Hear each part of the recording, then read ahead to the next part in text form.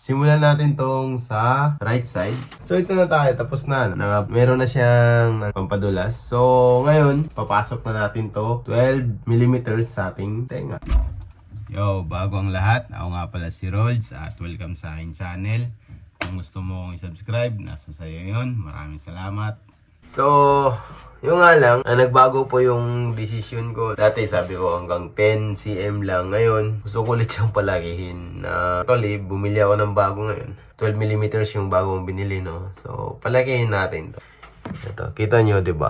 Yung medyo, medyo pa okay na siya. Hindi na siya maga, katulad nung dati. Ilang buwan na rin to, mga 2 months to 3 months na ata to. So, pa siyang palakihin. Pero siguro mga, pagka umabot tayo ng 20mm or depende. O, ewan ko lang, depende rin sa size ng tenga natin. Kasi pag sinagad natin, baka pag in-expand natin ng todo, ewan ko anong mangyari. So, dun lang sa, bagay rin sa tenga mo yun. So, basta ngayon, tirahin natin. Ito, 12mm right now.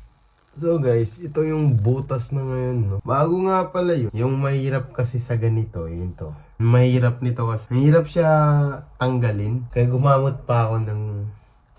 Kaya yun, yan yung kung nagdurugo ba yan. Pero parang hindi na siya katulad ng dating dugong-dugo talaga. Ngayon, chill lang, yun lang. So, yun, simulan natin tong sa right side. So, ito na tayo, tapos na.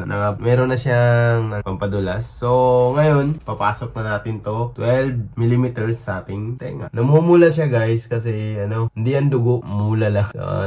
So, madali lang siguro to, ewan ko lang. Try natin kung gaano kasakit. Kung masakit ba o hindi.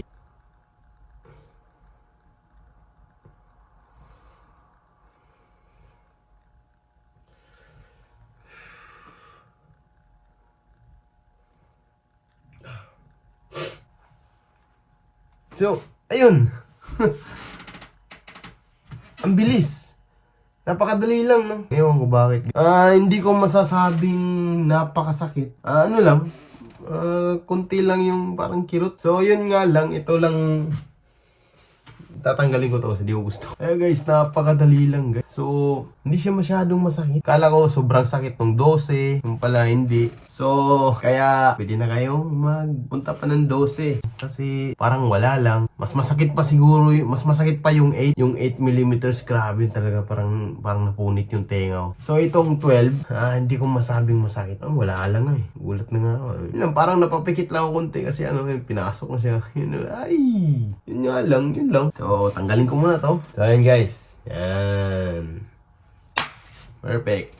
Ngayon, parang lumaki na yung tenga natin. Yan. Lumaki na, no? Malayong malayo na dito sa cute. Nakikita ko na yung, ang ganda pala, no? So, naganda na ako. So, ayun nga, malaki na yung tenga na. So, paano ba yan? Ito, papalitan ko rin to, siyempre. So, yung nga lang, no? Yung problema nyo dito sa, yung ganito. After, may mapapansin kayo yung after nyo maligo. Naamoy nyo. Ang baho talaga, di ko tip yung baho niya. Nakaka-bullshit. Tapos makate. Saka iba pa. Ayun nga lang. Isang beses nga natanggal to eh. Ito natanggal habang natutulog ako. Mas maganda siguro pag okay na yung mga butas nyo, mag-ano kayo ng silicone. Kasi kahit matulog kayo, okay lang. Ito, minsan nakapikon din. Nung natanggal to, grabe yung dugo dito. Pero yun nga lang, yun lang yung kwento ngayon. So, ayun nga pala, salamat sa nanonood ngayon kung meron man.